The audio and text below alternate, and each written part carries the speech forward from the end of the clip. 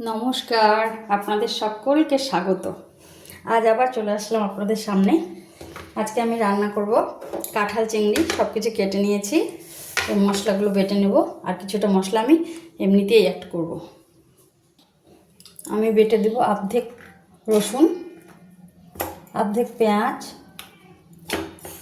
আদাটা, শুকনো লঙ্কা দিয়ে দিচ্ছি, তেল পরিমাণ মতো, ফোড়নে দিচ্ছি শুকনো লঙ্কা, একটা তেজপাতা, সামান্য একটু জিরে, একটু দারচিনি, থেতো করা সাদা এলাচ।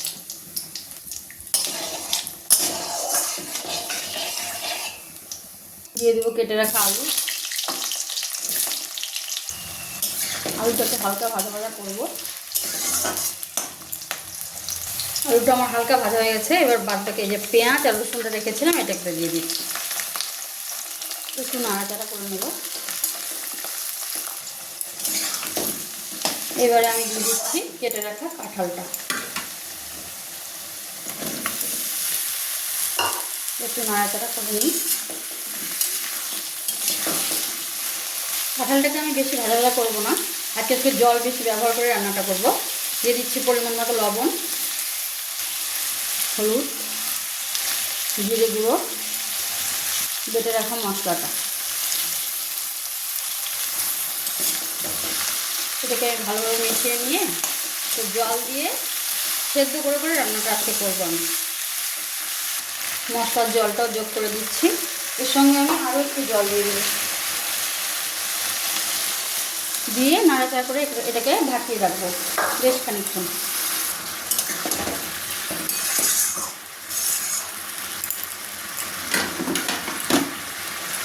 এটা এবার ঢাকা দিয়ে সেদ্ধ করতে থাকবো। দেখি এবার পরিস্থিতি।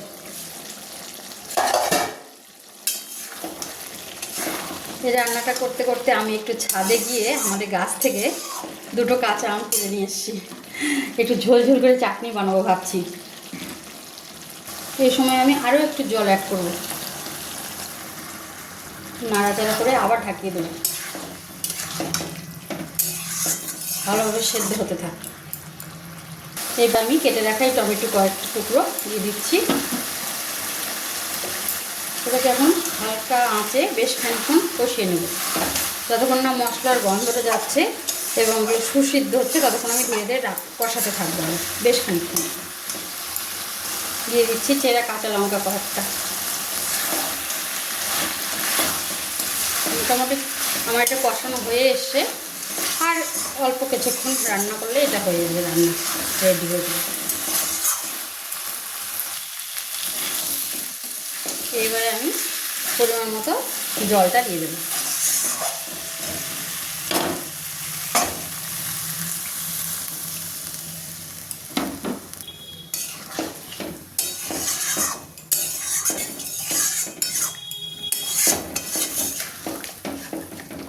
একটু ফুটবে, আর একটু জল দিচ্ছি আমি। এই সময় আমি ভেজে রাখা চিংড়িগুলো দিয়ে দিচ্ছি।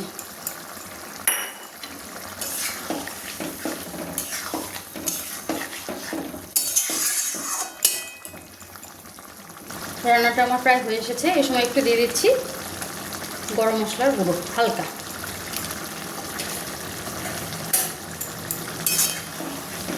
এটাকে নামালেই আমার আরও রসটা কিছুটা টেনে নেবে, আরও শুকনো শুকনো হয়ে যাবে তরকারিটা। আমি নামিয়ে নিচ্ছি।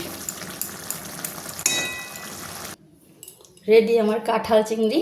এ দেখুন কত সুন্দর কালারটা এসছে, দেখতে খুব লোভনীয় হয়েছে। আশা করি ভালো লাগবে খেতে। তাহলে এই ফাঁকে আমি আমের চাটনিটা আর কি করে নিই। আমের আচারটা বানানোর জন্য দিয়ে দিচ্ছি আমি তেল, ফোড়নে একটা শুকনো লঙ্কা, সর্ষে একটু বেশি করে দিচ্ছি আমি। সরাসরি দিয়ে দেবো আমগুলো।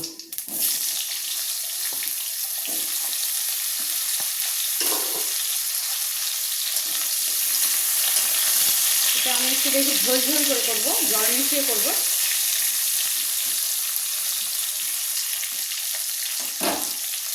সামান্য একটু লবণ অ্যাড করবো, একটু হলুদ,